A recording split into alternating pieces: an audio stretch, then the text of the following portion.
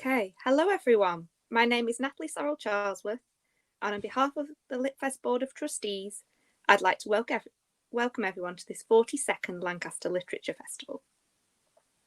As many of you may know, after a successful opening weekend, LitFest 2020 had to be cancelled due to COVID-19.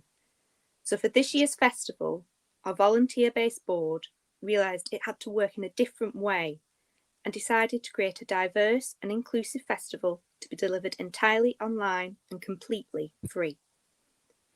With support from Lancaster City Council, an Arts Council England project grant, our sponsors and partners, our aim, as we near the end of this long winter lockdown, has been to bring ashore a rich cargo of fiction, poetry, illustration and ideas, plus all kinds of activities and challenges in the form of a free online festival. As a registered charity with no regular Arts Council funding, if we are able to go on to create exciting projects and events, bringing the best in world literature and ideas to the northwest of England and to our international audiences too, we are going to need your help. During the event, a donate button will appear on your screen, but depending on your connectivity, you may prefer to visit our website, which is www.litfest.org. Every gift will help us to build towards that future where we can actually meet again. But for now, physically distanced, we are still socially together.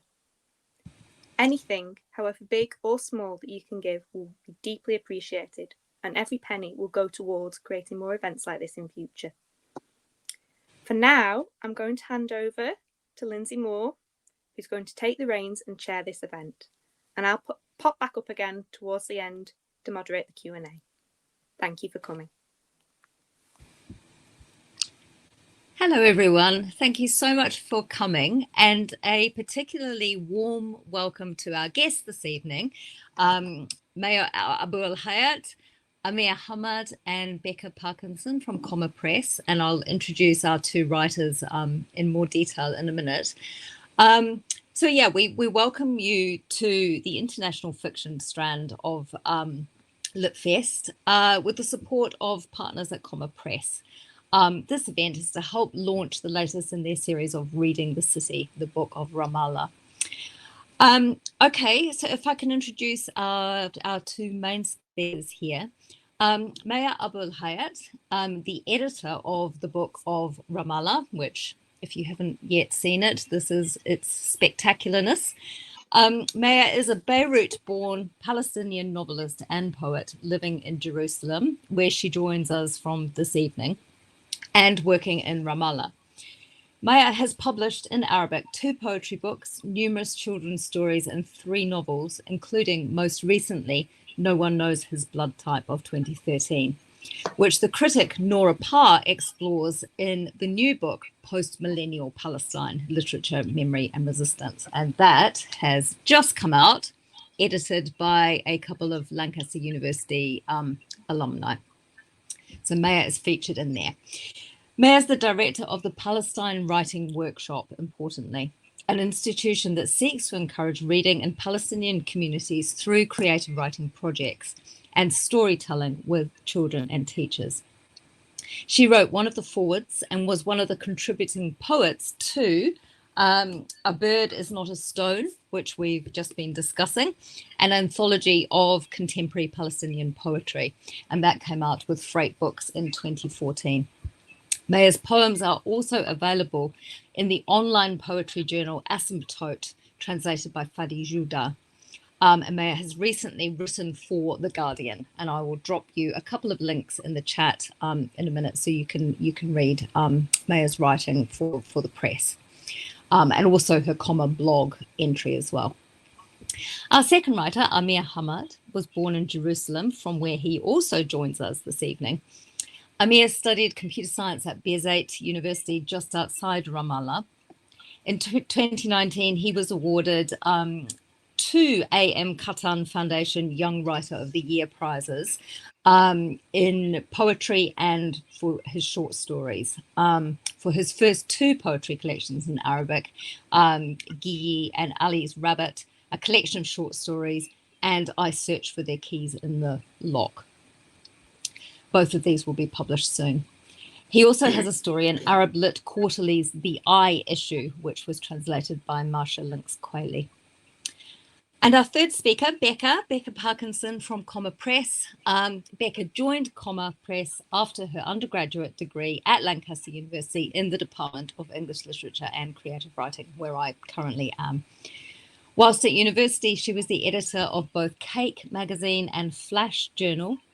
She's the engagement manager at Comma Press, a trustee of Manchester Literature Festival, and also the co-editor of the Book of Tbilisi, the Book of Riga, and the Book of Reykjavik in the Comma Writing the City series. Okay, so to explain the format this evening, Becca's going to speak first, then we'll have readings from and a discussion with Maya and Amir, followed by my questions to the whole panel. And then Natalie will moderate a 10 to 15 minute Q&A opportunity with the audience at the end of the session. So if you have a question you'd like to put to the panel, please use the Q&A function at any time rather than the chat, and then Natalie can gather up your questions. So I'd like first to ask Becca to tell us about the history and aims of Comma's Reading the City series. The critic Anna K. Miller has suggested that by circulating less well-known writers and regions, Comma play a valuable role in expanding canons of world literature. Could you comment on this, Becca, and on Comma's specific championing of the short story form, please? I would love to. Thank you, Lindsay, and thank you everyone for being here this evening. So to say a bit about the series first, we've been publishing the Reading the City series since 2006. And it actually started closer to home. We actually published the books of Leeds and Liverpool first, before expanding to other countries outside the UK. Other cities outside the UK, sorry, I should say. I believe the first overseas city book that we did was the Book of Istanbul, which I think was 2010. This year alone, we'll be publishing 4 city books. We'll be publishing Ramallah, which is the latest, and then shortly we'll be publishing Venice, Reykjavik, and Barcelona. So the series is just growing and going from strength to strength. If anyone's not familiar with the series, each anthology features 10 short stories, and every story is translated into English for the first time. Often there's at least 5 translators, if not more, in each anthology as well. So part of the kind of aim with the series is to create as many opportunities as possible for authors and translators. The other aim is to feature stories that are very specifically about those cities. So when you're reading these anthologies, we want you to be transported. We want you to only be able to picture yourself in that city. So we often work with a co-editor or an editor in that country. In this case, brilliant Maya, who you'll hear from after. And they curate their own selection of authors who are writing in that city, from that city, about that city. So as Lindsay said, I've co-edited a couple of anthologies already in the series myself, and it's an amazing experience because you learn so much about the culture, the literary scene, and you know, we don't want them to just be a kind of Lonely Planet guide. You know, we really want you to get a real picture of what that city is like in the modern day, what its influences are historically, culturally, socially, politically, and that's why a short story anthology is perfect, because you come at the city from so many different perspectives, so many different angles. We try and feature authors who have different approaches, whether it's formally or structurally. They have different backgrounds. Some writers are very experienced, award-winning authors with a very long record of publication. Some writers, it could be the first time they've been published in an anthology. And we've always prided ourselves as a press, specialising in the short story form. It's what we've done from the start. We think the short story is often overlooked by bigger publishers, by more mainstream publishers. It's the perfect form, especially for this sort of series. And yeah, as I say, I see this series being part of Comma's catalogue for until the end of time, I hope, because we have a lot more cities to go. Wonderful. Each of the city anthologies that I've read demonstrates a distinctive urban character and aesthetic. For example, the Book of Cairo, edited by Raf Cormac, illustrates sprawling diversity and layered history. The Book of Tehran emphasizes mundane modernity through the apartment story. And the Book of Gaza, edited by Atef Abu Saif, foregrounds the local and personal rather than the tragic, heroic, and epic. Maya, as the editor of the new Book of Ramallah, could you tell us what is distinctive about this Palestinian city and this collection of stories, please?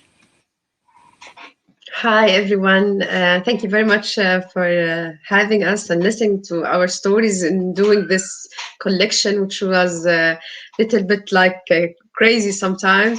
I met Ra actually 4 years ago. He was visiting Ramallah. And also he has like a whole journey during Palestinian cities. We went together to Nablus. It was my first time to see him. We went to Nablus. We went to Hebrew. We went to Jerusalem, and we had everything. The whole sense of Palestine. And then he comes to me later and asks, what do you think, which city we should feature to put in this collection? And it was a very hard actually decision, because he asked me to choose which city. And originally I'm from Nablus, and I live in Jerusalem, but I work in Ramallah, so I have this connections with too many cities in Palestine, and all these cities are different and like have complexity, and has its own conditions. Like for Jerusalem, it's very complicated. If you want to write about Jerusalem in all aspects, from all the writer's eyes, from the whole point of view. If you want to talk about Nablus, it's very historical, but it's what is happening now. So we decided at the end which city is that open to have the real and to give the essence of Palestinian cities, which is not because Ramallah is not a city which is like new. It's a new city. It's just happening. It's everything happened after Oslo, but it's not that historical or have its own story, so Ramallah has all the stories of all the other cities, because all the other writers come from other cities and live in Ramallah. So we thought, when we talk about Ramallah, when we write about Ramallah, we reflect the whole Palestinian cities stories, but in a very different way, because it's also like it's a way to escape. It's a way to find yourself. It's a way to work. It's a way to engage with what's happening. But at the same time, it's a way to go away, or to escape the Palestinian, all the heaviness of being a Palestinian, and like live. But at the same time, you can move a little bit to the edges and live the Palestinian, the occupied Ramallah. So it's the city that it give you everything, but at the same time, and as a writer, you need this freedom. You need this the breath that you take in Ramallah, and at the same time, you don't forget who you are. That's really interesting that you underlined there both freedom, relative freedom, and diversity. Maya has a really interesting piece that she's written about Nablus, which she describes as a vertical city in many ways, because of kind of social traditions and conservatism, but actually the landscape as well. And yeah, she across Ramallah as a city which allows a clear horizontal vision. It's oriented towards the future. But Mayor, I wanted to ask you a little more about the kind of process of selection of writings for this anthology, because it contains some very established names in Arabic literature: Ibrahim Nasrallah, Liana Badra, for example, some authors who have recently appeared in translation, and some more emergent writers. The writers also span a couple of generations. They don't all come from or live in Ramallah. There's quite a few women writers, and there's a wide range of styles, from realism to surrealism to the comic, as we'll hear. So can you tell us something about the process of constructing the book, how you select the authors? Yeah.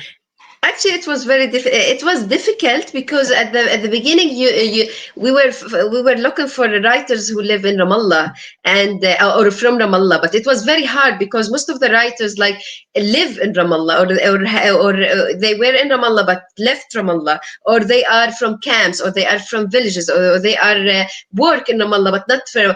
And this is how Ramallah, and this is like describe Ramallah actually. So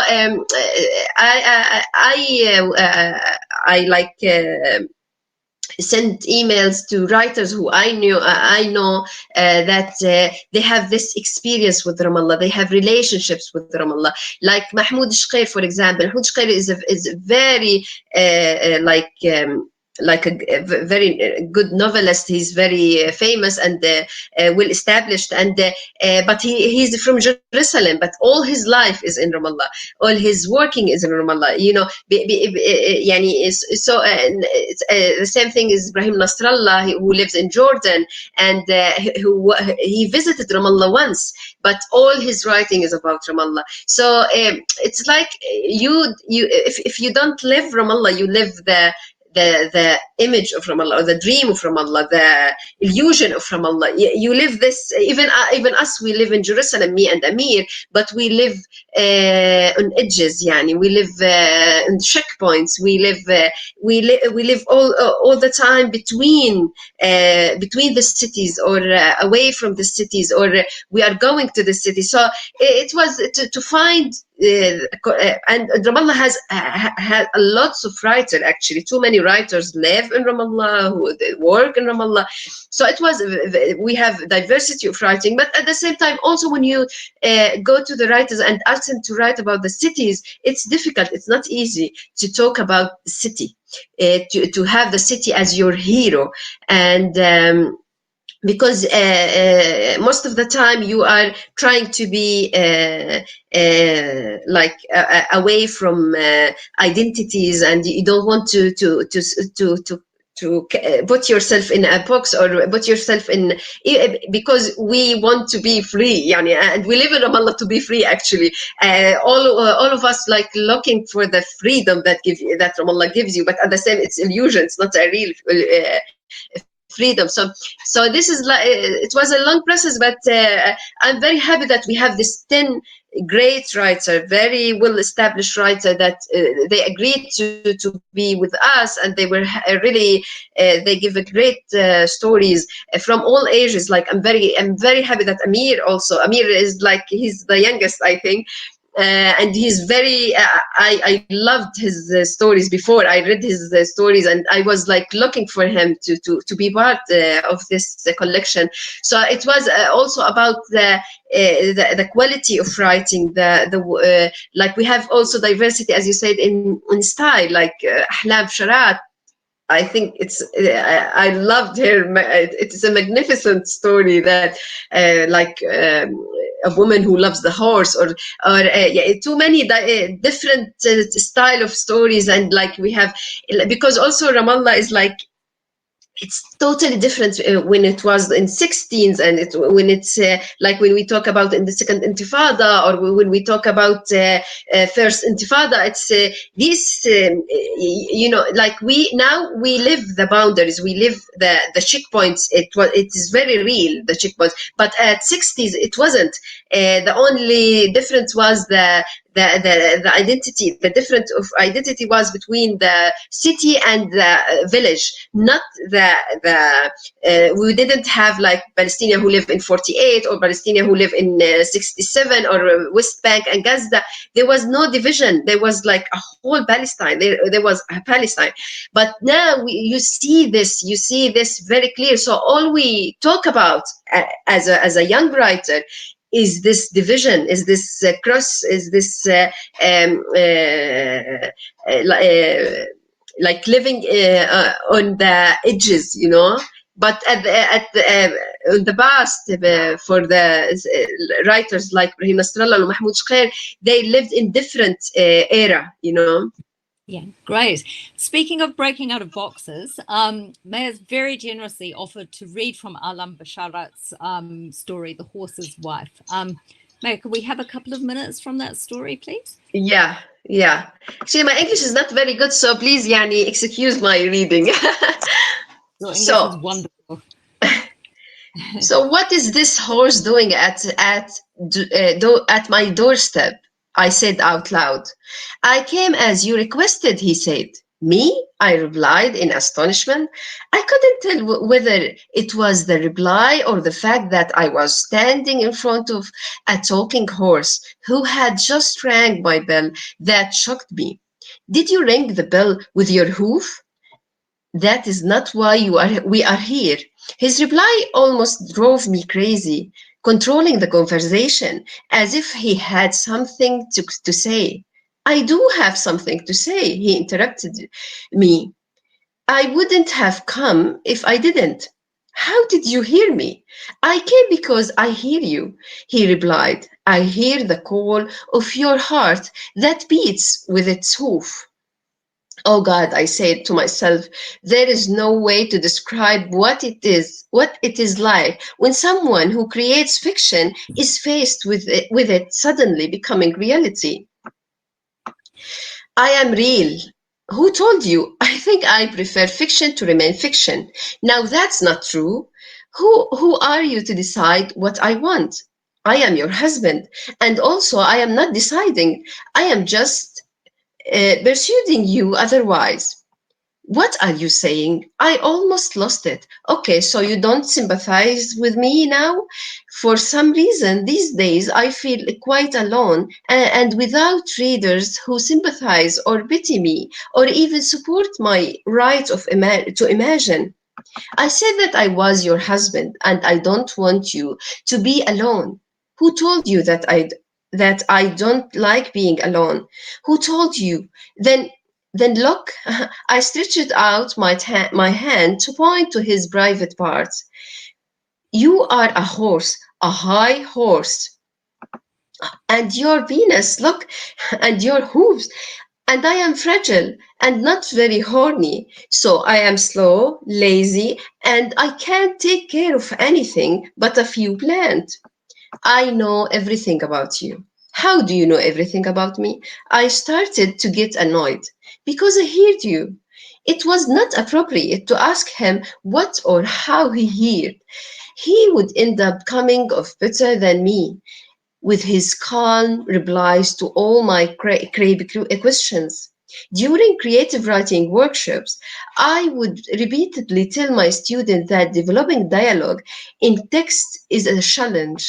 Even more challenging if that dialogue is between a horse and a woman, as well as taking into account the difference in gender and cultural background. You also have to consider the vocal organs and the sounds they produce. On top of that, you still have to create the context for the dialogue that decides whether it should resemble a real, obviously fantastical conversation. Then you have many other factors affecting discourse, its complexity, breadth, strength, and attention, and the lexical choices. Before you know it,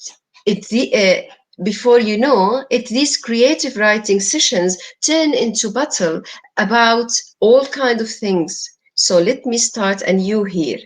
Listen here, horse. Yes, it's true that I have watched you through my window day in, day out, after which I placed you in my imagination, where I would usually transform your patch of grass into garden or park, and sometimes a stable. I created you. Now go, return to my head, unless you are real, in which case, return to your owner. I wanted to end this conversation. I live alone in this house, withdraw from all forms of communications. I don't want to take up speed walking, and I hate leaving the house. I don't want to confide in you my opinions of men, or what my type is, or whatever I am actually in love or not. If I wanted to reveal anything to anyone, I would write it into fiction and let it read by everyone.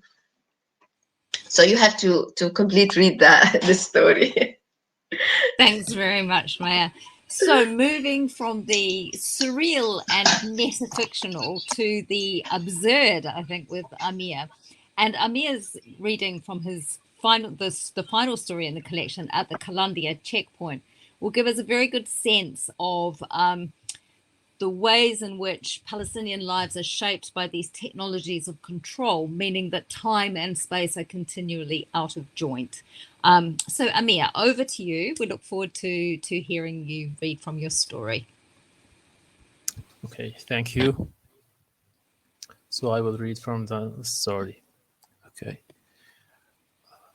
My mother gave birth to me at the Hawara checkpoint.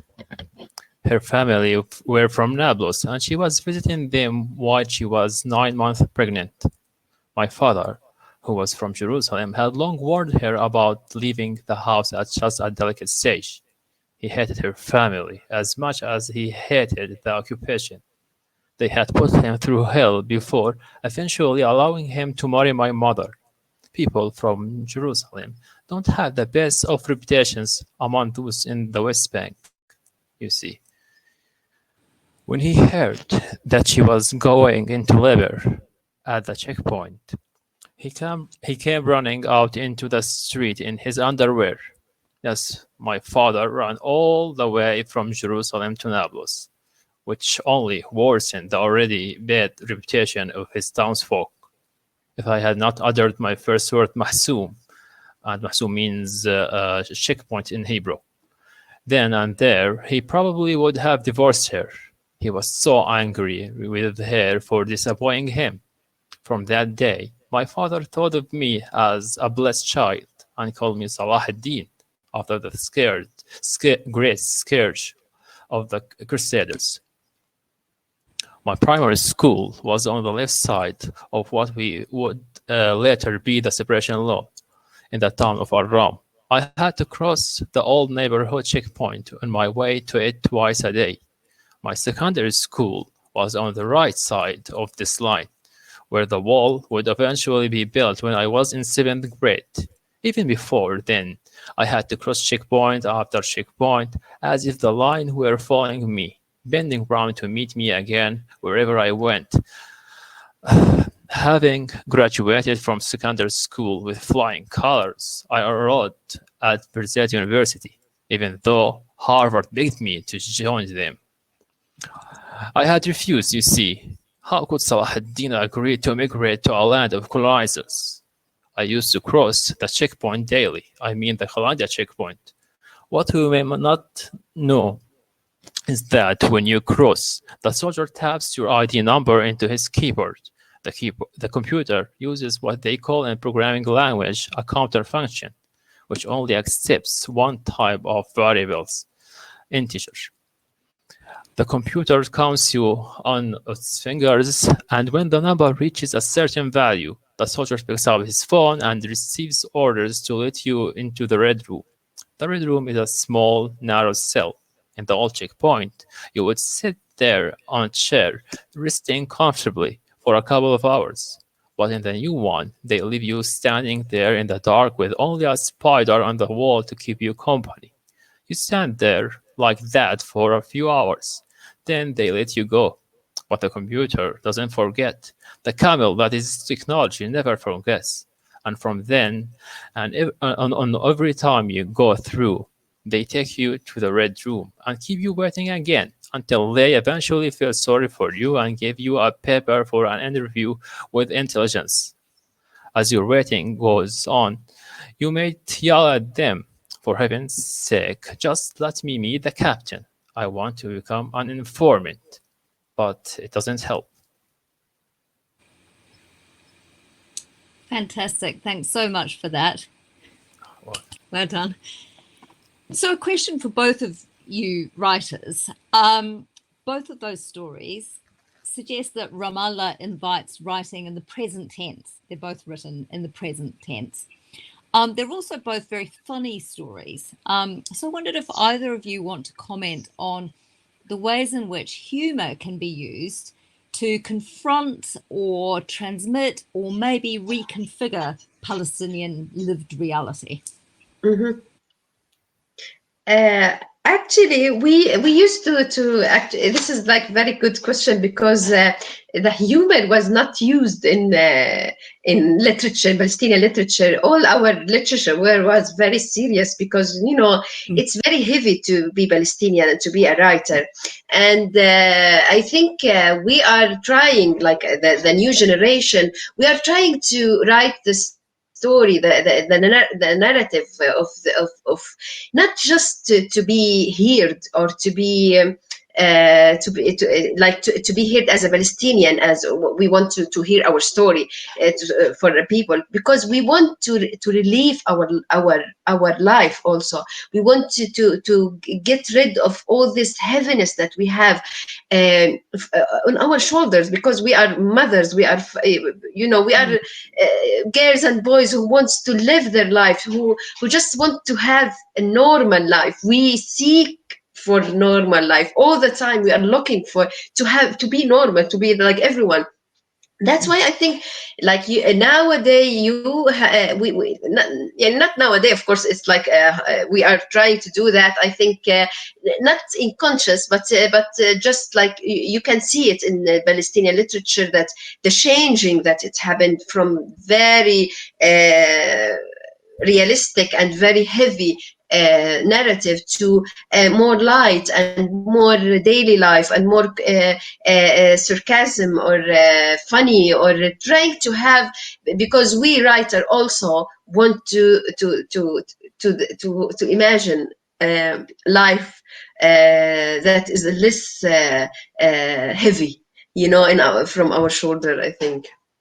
Yeah. Did you want to add anything to that, Amir? Yeah, I think also sarcasm and humor can be used, of course, as a weapon. We use it to make the situation less serious, let's say, and try to convert it into a joke. Of course, we don't always succeed in this process. And also, reality itself in Palestine is so absurd and surreal and sarcastic. So I feel sometimes that we are competing with it, like we are trying to be more sarcastic than it. But for me, I always fail. Reality is always like more sarcastic than myself. Yeah. I totally agree. In Amir's story, the narrator quotes a critic who says that Becca wrote "Waiting for Godot" in the hours he spent at the Kalandia checkpoint between 1948 and 1949, while he was studying absurdist literature at Bezait University. That's great. Really nice use of the absurd. So coming back to the peculiarities of Palestinian space, its cities are all very different. They're multidimensional. They contain refugee camps. There are 3 in Ramallah, I think. Satellite villages. There are always settlements nearby, often in view.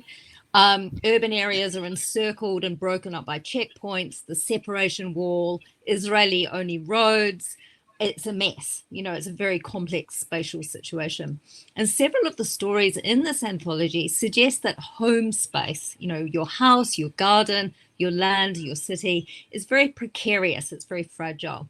So I was wondering if any of you can say more about the sort of spatial specificities and complexities that you wanted to transmit in this collection, and perhaps whether the anthology form is a particularly good genre in which to do this.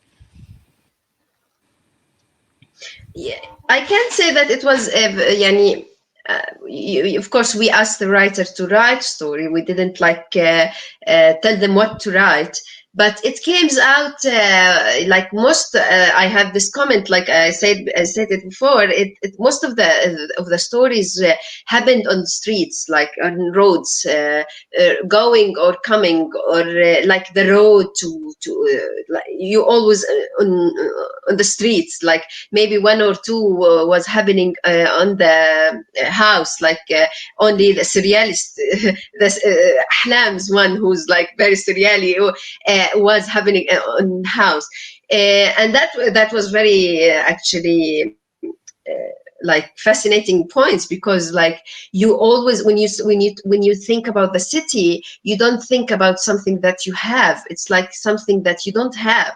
It's something that it's outside, not inside, and you don't have it, you know. You don't own this city. You don't. It's not yours. It's like you search yourself in on it, but you don't have it. Like I live in three. Until now, I live in 10 houses until now, as Maya, and this is like this is something very interesting, in to live in 10 houses as a Palestinian, and I'm still young, not very old. Okay, so it's like you are moving all the time. You are it's like you are searching, you are moving, you are like in camps, you are always have, although you may not leave the camp, but you always live to leave the camp. It's you don't belong to this house, even if it's yours, but you don't belong to it. So it's this is the feeling that you are in move. You are and your identity is also all the time like becoming different and becoming shape all the time, and so you are not having, you don't know who you are most of the time. So I think that was a little bit, I think that was reflected in this stories, you have stories of, from the man who's from camp, but he go to live in the city, and then he can't have the house in the city, so his house is stolen, and somebody tell him that this is not your house, like Ziad Khaddash story, for example. It's very powerful story about like who you are, and where are you in this like land, or this different geographic or even political situations. And I think Palestine now, not just having, we don't just have a village and city and camps. We have A and B and C area, and this is very important. I think what is happening in C area, for example, that you don't have it's supposed to be in Palestinian area, but it's not a Palestinian power, and it's not, so it's, you have no control on this areas, and it is all Palestinian in all West Bank. So it's this area that you can't control. No Palestinian police, for example, can enter this areas, but it's also not with Israeli occupation. So it's like it's under occupation, but it's not under occupation. It's with Palestinian, but there has no power. So it creates a new community, a new mafias, a new new personalities that they own themselves, and they don't, nobody has power on them, and this is like will affect Palestine. And I think this is was very clever from Israelis who created these areas to make Palestinians never have control on their life, So I think also this, all this. I think differentiation between the community, the geographic, the political control. We don't just have like cities and villages and camps. It's too many. It's very complicated. I mean, you quote in your introduction the very recently deceased Mourid al-Barghouti's memoir, I Saw Ramallah, who quotes an IDF soldier saying that his gun took from us the land of the poem and left us with the poem of the land.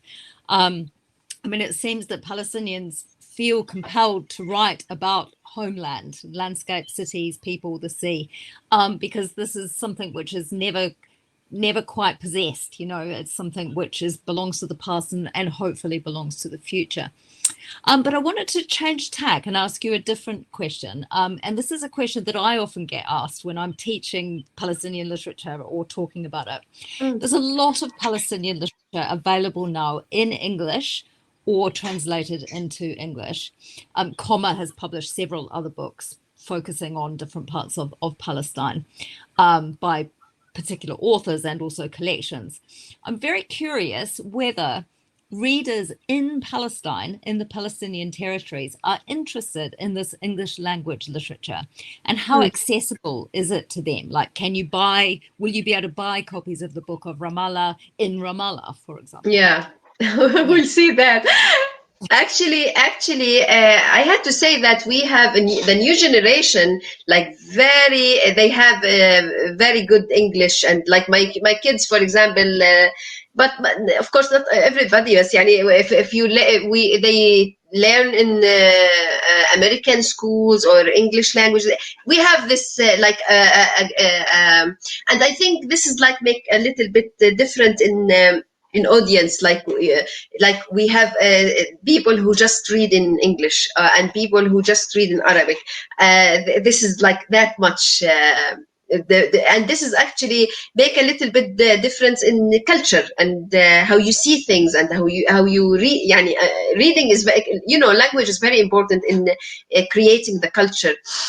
So, for example, like buying the Book of Ramallah, I think it will be a little bit hard to buy it from Ramallah, but you can buy it from Jerusalem, I think, because there we have a very good like English language library in Jerusalem.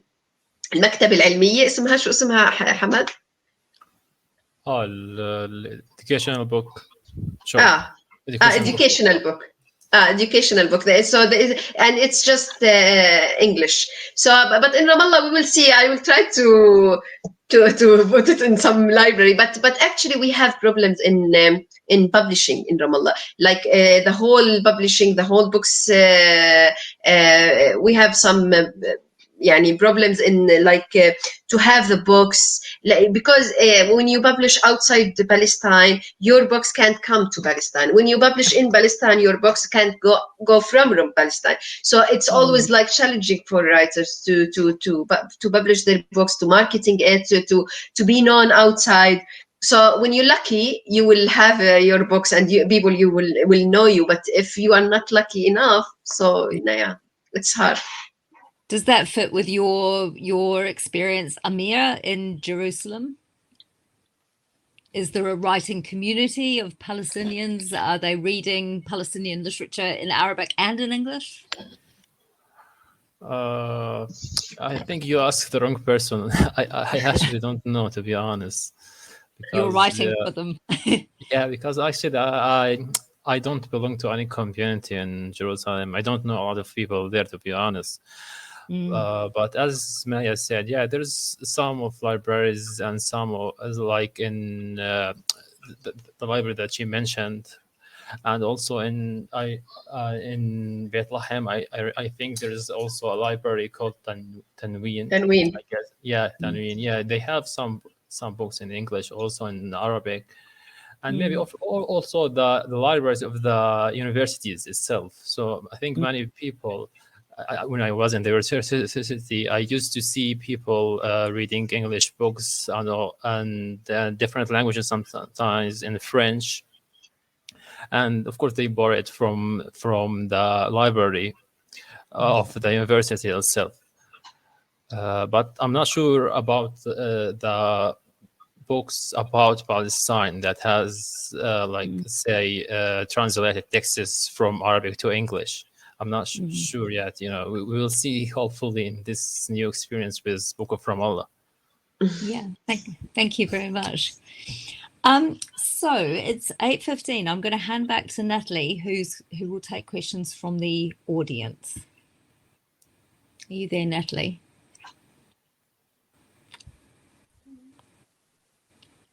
Here she is. I'm here. We don't actually have any questions that I can see in the question box at the moment. So while people have a chance to quickly submit them, would you like to carry on? I know you had a long list of questions that you might want to ask. So you go ahead. I do have some back questions. We've got one. Thank you very much, Caroline. Okay. This question is for Amir and Maya, and it's, who are your favourite writers? It must be Szymborska, my favorite poet in the world. Szymborska is my favorite poet. I like from Palestinian writers. I really like Huzama Habayeb. She's a novelist. She's a great novelist. I love her. I have a whole list of Palestinian poets who I like. I really like Dalia Taha poetry, Ahlam Bsharat. I like, well, who else? I have a lot of too many Palestinian writers. Mazen Ma'rouf, I love Mazen Ma'rouf stories. Yalla, Hamad, who? Amir. I think I like some of the Argentinian guys, like Borges and Cortázar, and also I like Italo Calvino. I like Emil Habibi, the Palestinian writer, also Sarkoum Bolos, he's an Iraqi writer, and I like also Thomas Transformer. He's a Swedish writer, poet. Usually I like poets more, honestly, and I like Szymborska also, that Maya mentioned. Biswa. My favorite also. Yeah, there are actually many writers, but unfortunately I can't remember all of them right now. But also Ritsos, which is a Greek poet. Thank you both for such detailed answers and quite a broad range, and interesting to see that there was a lot of poetry in there. Okay, we've got another question, this time from MM, who says, can you describe Ramallah in one sentence? Oh. That's a tricky one. You've had to try and do it in a book, but can you do it in one sentence? A horizontal city that makes you see the illusion. Thank you. Does anyone else want to have a go? Maybe it's a city that pretends to be a state. It's a nice city, but it tries to be bigger than itself. Yeah. Those are two very good answers. Thank you for that question, Emma. It's also a city that has pedestrian crossings, which when you come down from Nablus or another city, it's amazing. Pedestrian crossings that people actually use as well.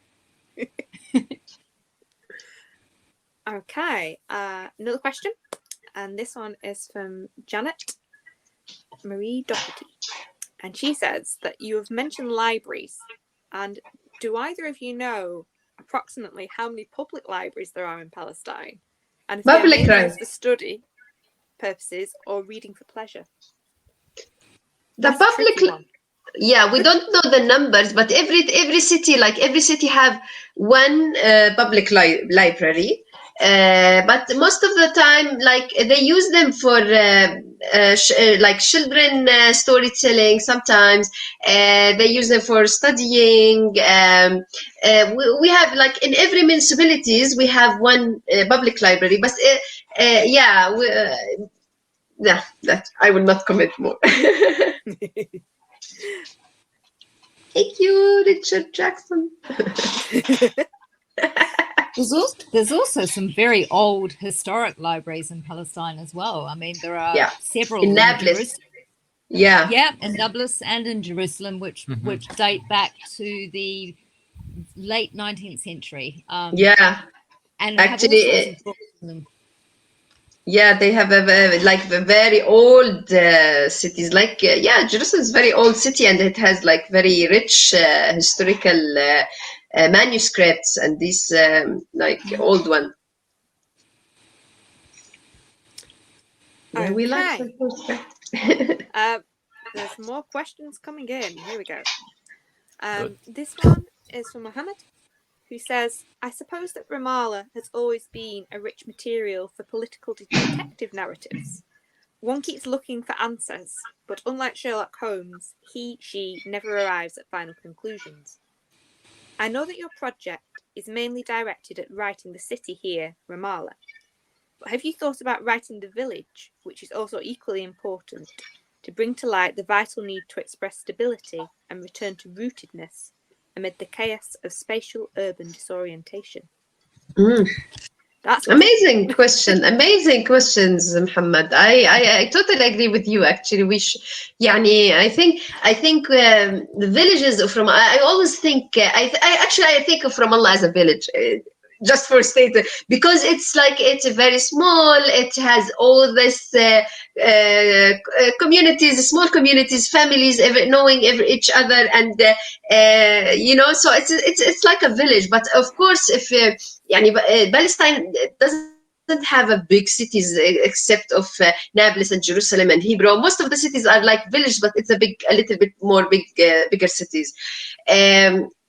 But I think the project of the villages, it will be great. Actually, I think Common Press should take this in consideration. food for thought there, Becca. Okay, here's another one. Tim Mansfield says, is there a tradition of genre fiction in Palestine, such as science fiction, detective, historical fiction, etc.? They actually, we don't have it, but they just make a collection of stories. I think even Common Press did that. The 100, yeah. Palestine 100, yeah. Yeah, the 100 idea. I think so. You can read it from Common Press. Search on this book. I think it's a nice book. This one. It's interesting. Yeah, we commissioned an anthology science called Pastime 100. Lindsay's demonstrating it very nicely there. And that, I think we can say, is the first anthology of science fiction and speculative fiction from Palestine. It was preceded by Iraq Plus 100, and the idea was to show that there is sci-fi writing happening in the Middle East. It's just that it's burgeoning as a genre, and I think hopefully there'll be more and more coming out of Palestine in particular.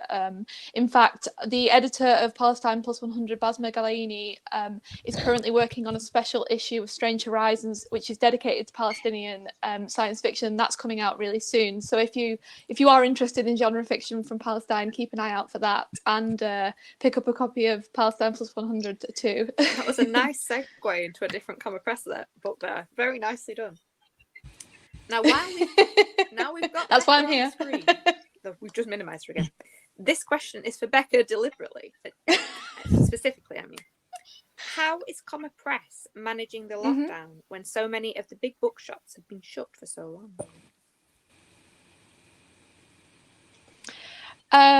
We are managing better than expected. It's a year yesterday since we left our office, yet to return. In terms of the bookshops, it has been tricky, obviously, with the high street kind of bricks and mortar bookshops being closed, and our trade sales, as in our sales through the bookshops, are obviously down on where they would normally be. We've been incredibly lucky in that we've had so much support coming directly to us. So we sell our books directly through our website, and we've had record sales this year. And you know, we can't thank readers enough for coming directly to us to buy our books instead of going to Amazon or not coming at all.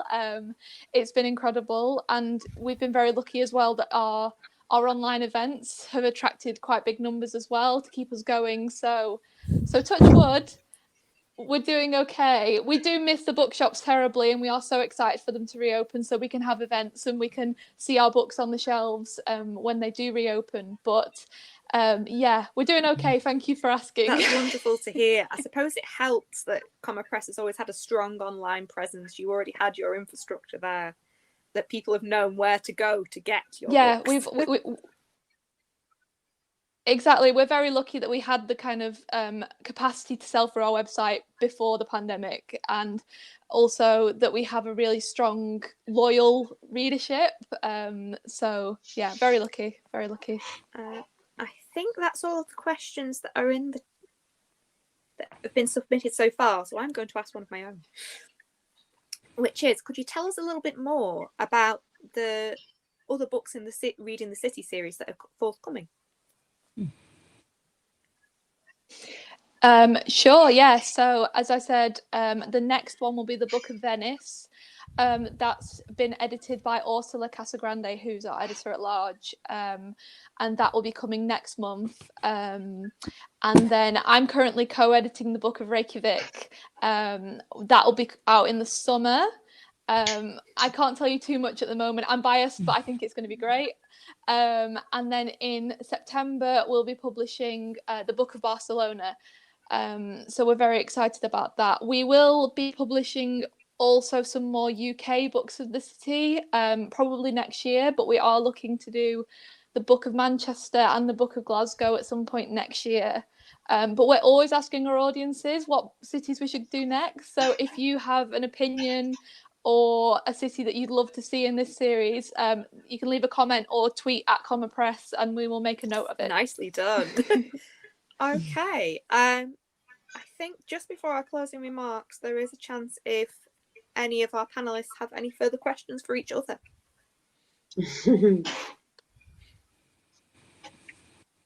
I think we've covered a lot, I have to say, in 55 minutes. Actually, I have the question for go on. Yeah. You teach Palestinian literature in university. Yeah. So which